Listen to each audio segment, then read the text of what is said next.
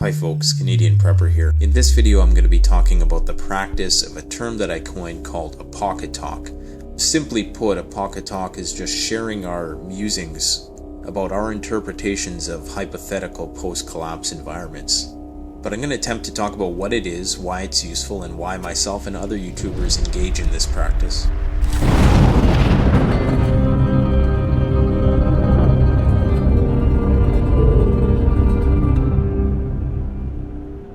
So Apocatalk is a term that I coined, but it's certainly not a practice that I created. Now, Apocatalk can be construed as a lot of things, but primarily it denotes discussion about grid-down survival. So it's a mental exercise meant to accompany your standard disaster preparedness measures that you might have. So we discuss the social outcomes of hypothetical grid-down scenarios. In many ways, it's ruminating about the possible deconstruction and reconstruction of society. Not necessarily just on a global level, it could be personal, local, and regional, as we've talked about before. So don't be fooled by the word Apocatalk, as it's not solely about the apocalypse per se. That's kind of just a catch-all term that flows easily off the tongue. Rather, it's about how we react when things don't go our way. Now, one definition of the word apocalypse means an event involving the destruction or damage on an awesome or catastrophic scale. So in many ways, this word best illustrates the post-collapse environment talked about when we discuss global catastrophic events. But I like to see it a bit deeper than that. It can be seen as a social scientific field of inquiry about the myriad of challenges that a person, group, community, country, planet might face when their world is suddenly turned upside down. Now, a term that commonly presents itself in these musings is a phrase coined by Planet Rego called the post-collapse environment. However, I sometimes refer to it as the post-disaster environment, and I use these two terms interchangeably, but I do this because not all disaster necessarily implies a collapse. So the word collapse is kind of biased towards the end of apocalypse, when the reality is most things are going to be isolated disasters, as I've talked about in my most likely disaster scenarios video before. Nonetheless, it's a very useful term to explain the arena that we discuss when we engage in Apocatalk. Now, there's a lot of talking points that might present themselves in these discussions. You could see them as Apocatopics, if you will. Now, they range from very concrete talking points to very abstract ones. So we might talk about the probability of various disasters and how to respond to them. So talking about clear-cut protocols of what you should do when this happens type thing. And a lot of preppers also talk about the self-reliance, the do-it-yourself aspects. There's also discussion about the technological regression, as most collapse environments or disaster environments are going to involve on some level a reversion to a more traditional, mechanical, or primitive level of technology that we're going to have to be suddenly thrust into. And in many ways, this is why Apocatalk is sort of unique to Western society, or quote-unquote first world societies, because in many ways a lot of people in this world are still living primarily rural, agrarian level. There still are a lot of people who do not live in cities, who do not have all the amenities of modern civilization like we do. So for them, a global grid down scenario would be just another day, whereas for us there's going to be a much greater adaptation curve. Now, we also discussed the criminology of Shtf, the human threats, the security factors, the operational security. This is an area that's talked about ad nauseum in the preparedness community because 70% of the channels out there are focused on security and tactical matters. So we discussed things like law and order, vigilantism, the implementation of rule of law, be it the absence of rule of law or excessive rule of law. Another term I tried to coin at one point, but it never really caught on, was varied rule of law.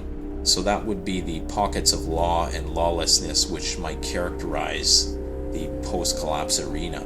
So you might have areas in which there are excessive rule of law in certain places, and other places where it's beyond the fence. You see that in a lot of post-apocalyptic films, like, don't go beyond the fence because that's where all the barbarians reside.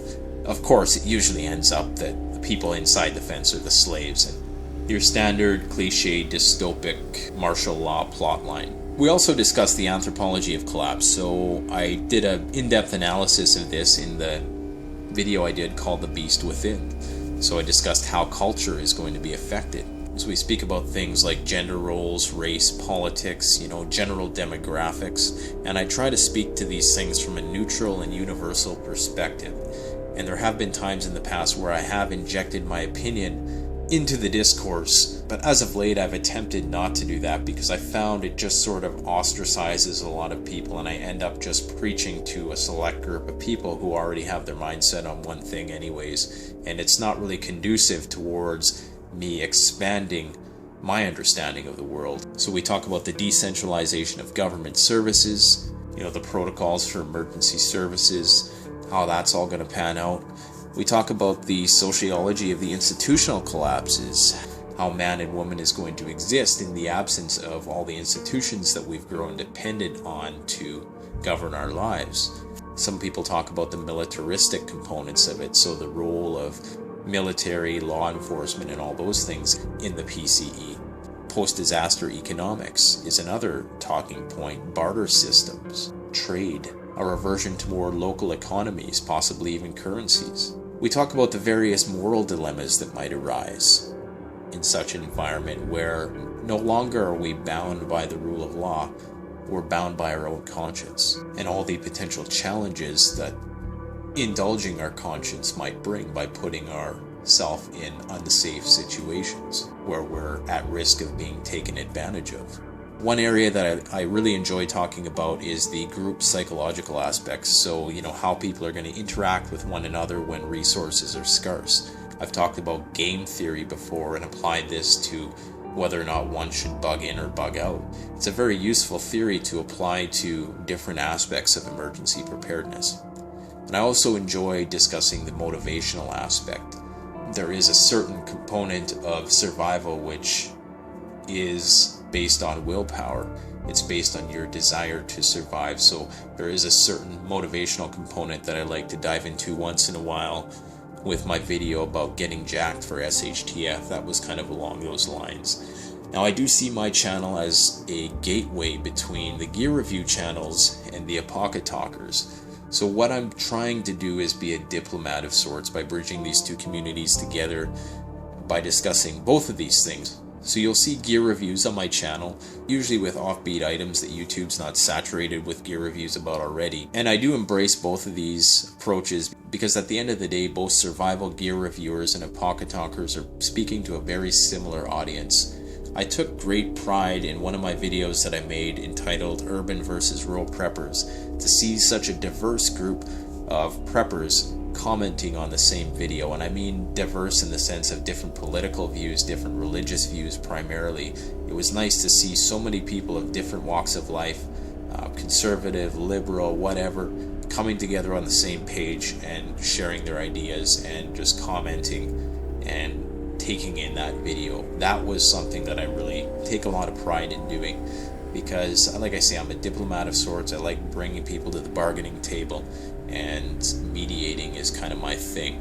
So I love my gear, but I also like to think, and I recognize that gear, although essential, is but one factor in survival.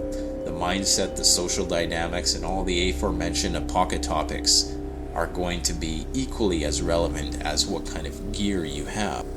So I don't like to fixate on any particular area.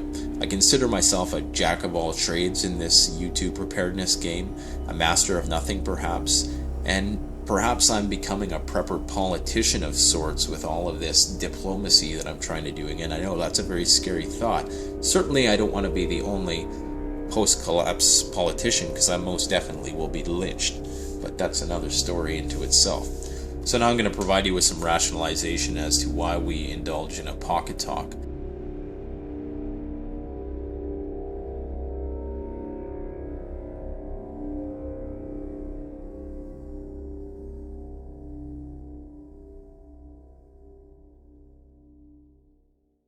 Check out the Canadian Preppers Network blog, an excellent resource for survivalists and preppers.